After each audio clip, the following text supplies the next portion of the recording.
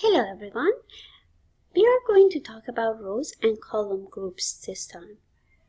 So this is basically the example that at the end of this part we're going to learn how to do this.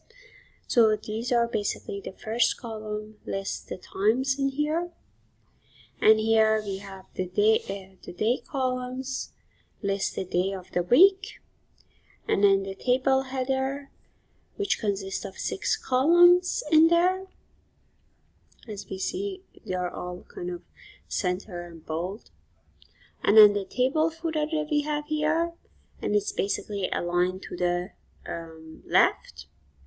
And the table body, as we can see here, includes row and column, and some of them basically are using this span multiple columns or multiple rows together. So let's look at how we are going to create row groups. Basically, row groups, they contain specific information about the table. They allow to create different style of groups, rows, and HTML basically supports 3 row groups. Row that belong to the table head, so we mark them using the T head element. Row that belongs to the table footer, it is marked using the T-foot element, and rows that belong to the table body that are being used by T-body elements. So for this example that we saw, we have 3 of them. The header part of it, the table head, the footer part, and then the table body. So the general structure of a table, it's being divided into row groups. So we can have the table, start with table, and then we have the T head, table rows, T foot, and T body. And we have to, of course, close the tag for each of them and close our table tag. Only 1 T head and 1 T foot element is allowed per table. So the table head and the footer is only 1 allowed in the table, but the body could be more. So this is an example here. So we can start with, of course, for our schedule table, we are going to actually use the caption. Remember, caption is always after the table, and we can put the content that we want to put in the table caption. So the 3 parts would be the header, the footer, and then the table body, what we are going to have in there. So this is what we are going to have in the header element, the T head element. Here, what we are going to have in the T foot element. And then here, what we are going to have in the T body element. And we can have the column span or the row span or whatever we wanted in there.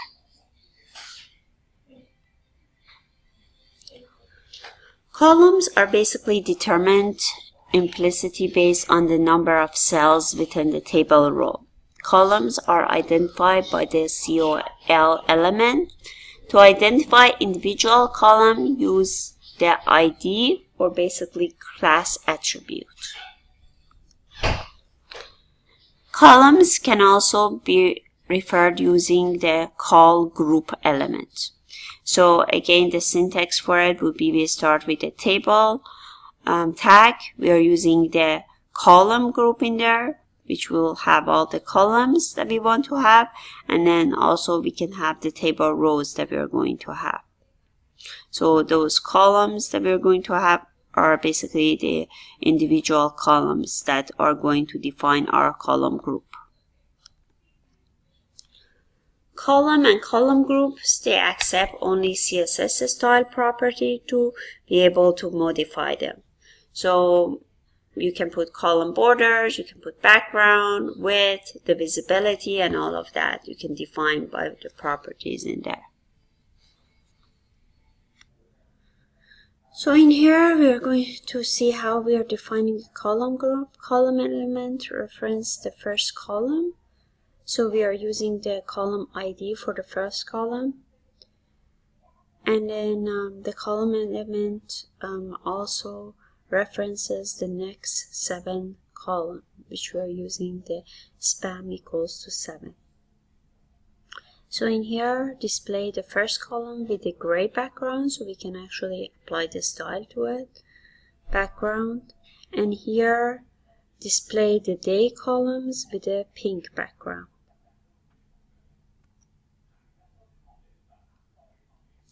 So level of precedence in the table style in decreasing order. First applies to the table cell, then the row group, column group, and finally the table. By default, browser there try to attempt to fit more content in each column before wrapping the cell text. Basically, the extra space is going to be divided equally among the columns if the width of the table is larger than its individual columns. So basically, the extra space is divided equally among those columns. Column widths can be set using the width property. So you can basically use the width property to columns or basically the column groups. The height of each row is based on the height of the tallest cell within that row. A uniform row height is defined by applying the height style to the table row within each row group. So we can define a uniform row height by applying the height style to table row within each group. The vertical align property is basically used to move the cell text around it.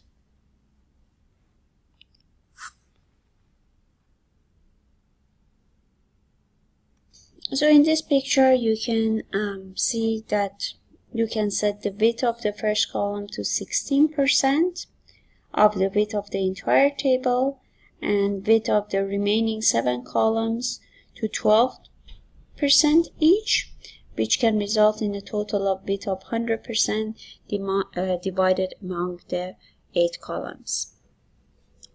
And in here, we are going to set the height of the row in the table to 30 pixels, and in here we are going to set the height of the row in the table body to 40 pixels, the unit of measurement that we are going to use.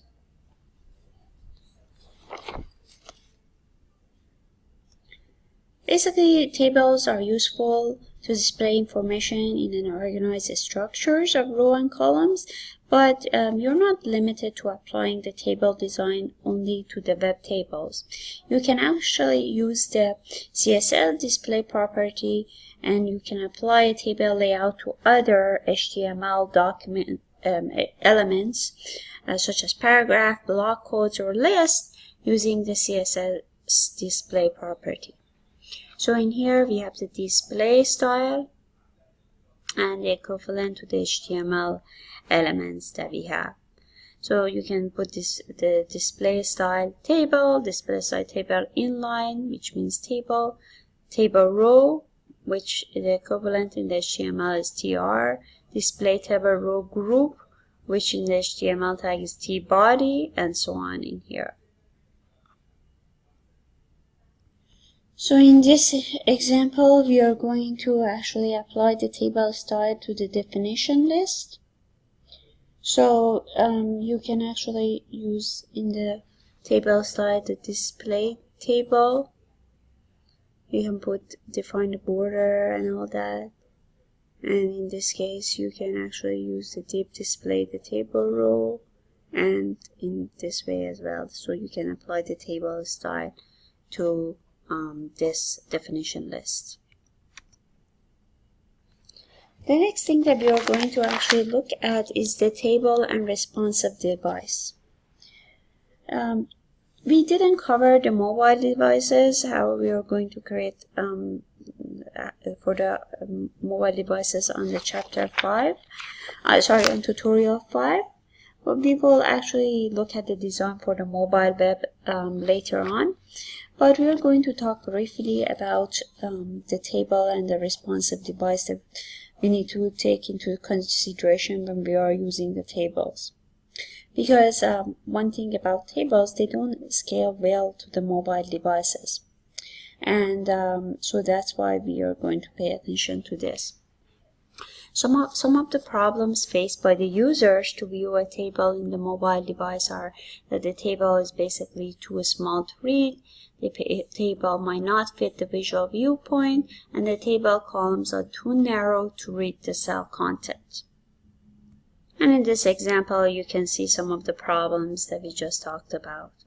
So this is table fits within the viewpoint, but the columns are too narrow to read comfortably. And this is basically table is too small to read.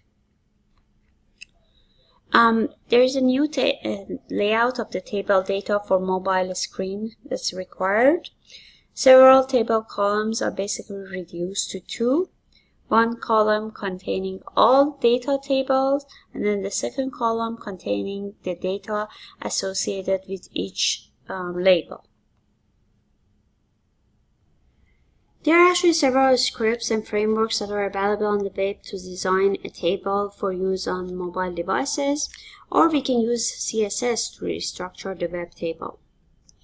The first step in creating the responsive web table that relies only on CSS is to add the text of the data label as attributes of all the TD elements in the table body. You can store these data labels using a data attribute, which is basically an attribute that we have introduced in the HTML5 that can store customized data. The way to write it is data-text equals value, where text is the name of the data attribute and the value is the value, it's the value basically. Data attributes are basically used for database application to read the content of the HTML file. There are no standard name for data attributes. Instead, those names are specified by whatever application happens to be reading the HTML content. For instance, these following code use a data attribute named data label to store the text of the label associated with the data cell. So in this case, we are putting TD data label date, and then we have the April 2017 in there. And then we close our tag with the TD. So the result is a list of data cells that are aligned as a block elements. Within each block element, the data label is followed by data cell content. And the goal is basically to transform the table with multiple columns into two-column layout. So basically this is a two-column layout for a mobile device. So in this case, the heading appear in the first column of the table, and then the cell content appear in the second column of the table, which is much easier to read in this case. So the next thing that we're going to talk about designing a column layout. Column layout enable the display of the content side by side in the page. Basically layout that are used float elements or flex boxes. Here differ from the column layout. Single element can flow from one column to the next, and the flow of the content adjusts to match the new page width with retaining the column layout.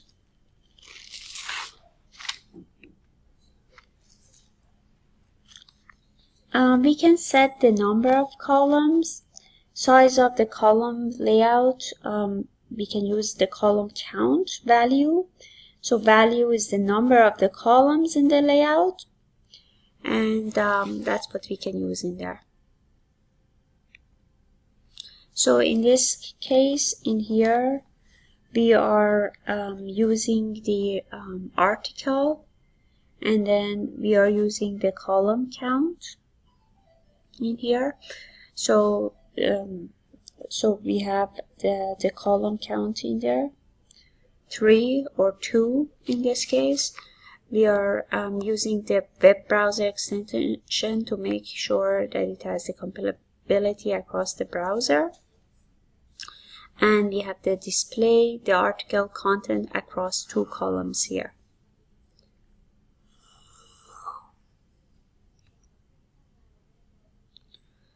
So columns are laid out evenly across the width of parent element by default.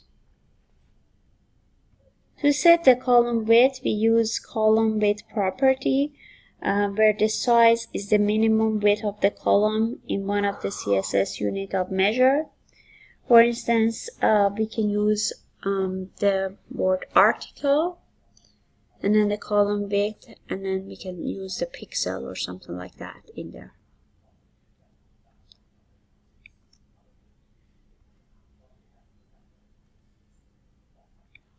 For responsive design, we can set the column width rather than the number of columns to allow the column layout to match the width of the device.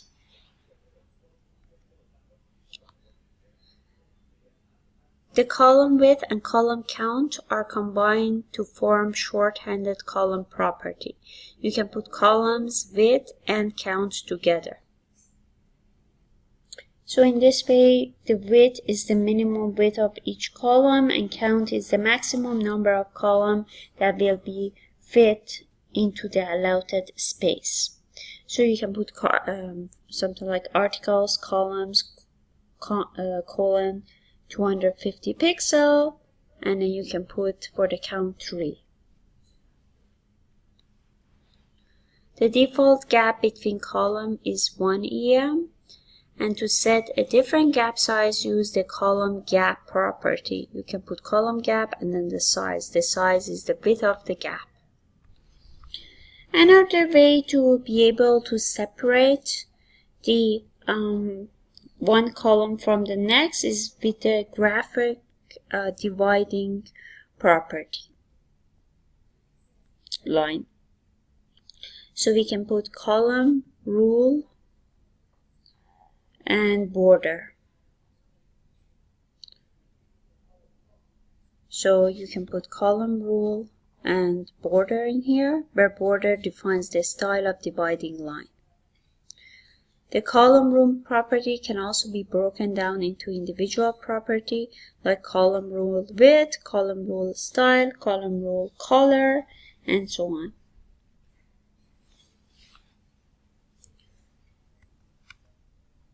So in this example here, we are going to put the column gap 30 pixels. So this is the size of the gap between the columns to 30 pixels.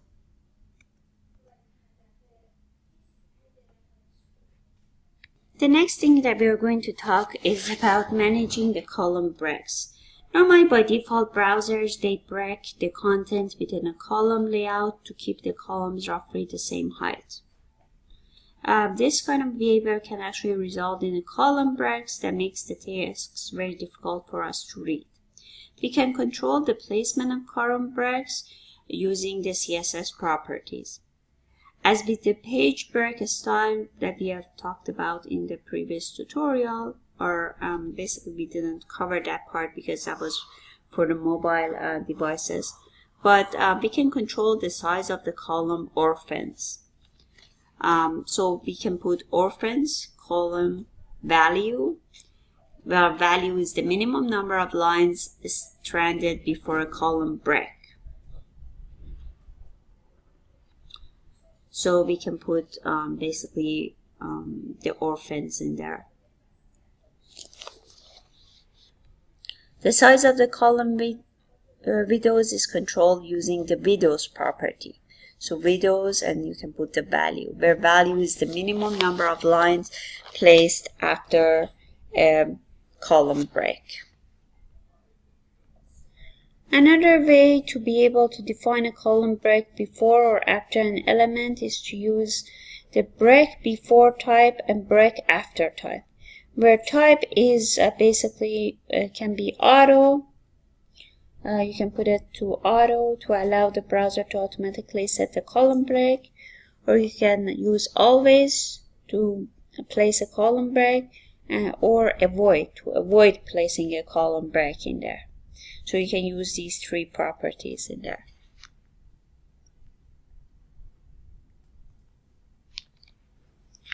To control the placement of column breaks within an element, you can use the property break inside type, where the type again could be avoid or auto. So this is an example how you can define widows and orphans around the column break. So in this way, you keep at least 3 lines together after the column break, and here you keep at least 3 lines together before the column break. To span the cell column, we can use column span property. So column span and then the span, where the span could be either none to prevent spanning or all to enable the content to span across all the columns. So in this example here, you set the heading so that it extends across all the columns. So you put all in there for all of them.